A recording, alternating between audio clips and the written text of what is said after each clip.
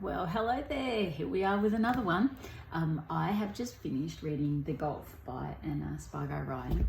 Now, I've had this book for ages and I've been putting off reading it, mainly because I love Anna's writing so much that it's been one of those delicious little pleasures, something I've been holding off for quite a while. So anyway, I finally delved into it and had a read, and it's by no means does it disappoint.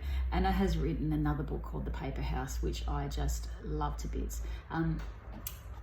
Anna's got a way of writing that's really truthful, so she cuts through all the bullshit, if you like, to get through to a character. So in that way she has it, she kind of reminds me a little bit of, say, someone like Stephen King, who does character really well, so that, you know, in a very short sentence even, you can completely understand a character. So she does that really well. But the other thing that she does is she has beautiful prose. And I don't know that this is another Australian book, and I don't know that there's another Australian author who's quite as beautiful as Anna at that. Sorry, I just heard a noise in the background in my house. I think it was a cat. Hope it's not peeing inside again. Great. And she sort of reminds me a little bit of Nikki Gamble in that way, in that you read these sentences and go, you have to just stop and admire them for a minute.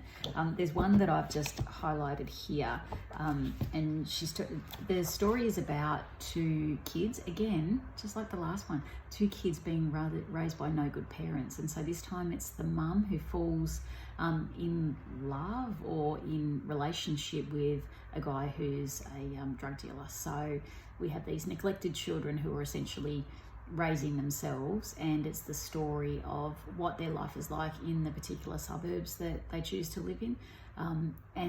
But don't worry, it is uplifting, so it's not all doom and gloom. But this sentence of the young girl, she's 16, the main protagonist, she said she's sitting with the boy that she's falling in love with. They're sitting just on a bus, I think. Our legs nearly touched. The centimetres between them hissed.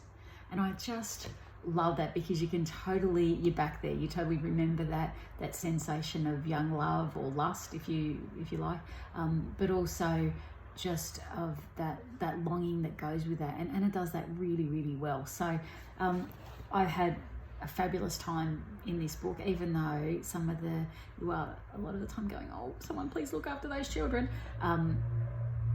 You get the sense that these kids are savvy, that they're going to work it out, and that they'll be okay. And I think that's, the thing that this has in common with the last book that I read.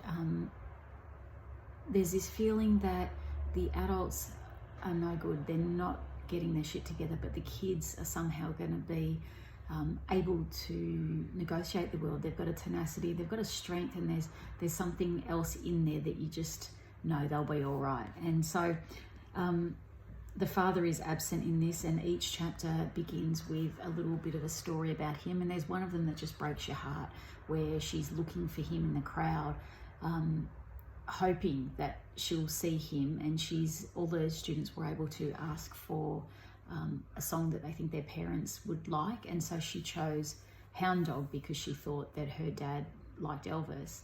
And at the end of it, the mum says, yeah, well, his favourite song was Blue Suede Shoes. So the way that just cuts through, and you just imagine that young girl just knowing that she doesn't know her dad well enough to know his favourite song, it just breaks your heart. But anyway, there's lots to be had in this gorgeous book. Go ahead and grab it. The Golf by Anna Spargo-Ryan. You won't be disappointed with just a beautiful story, gorgeously written, that you can just jump into over, say, a good couple of days, weekend read potentially. Go and enjoy yourself. And I'll be coming to you soon with the next one. Bye.